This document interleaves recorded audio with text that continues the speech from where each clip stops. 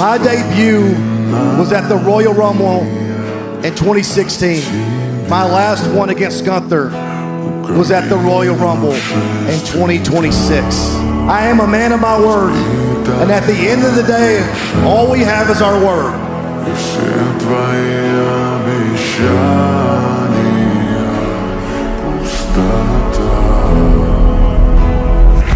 I would have been nothing without you.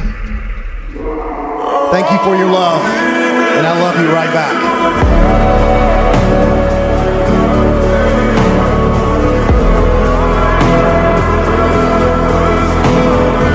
That you are the newest inductee of the WWE.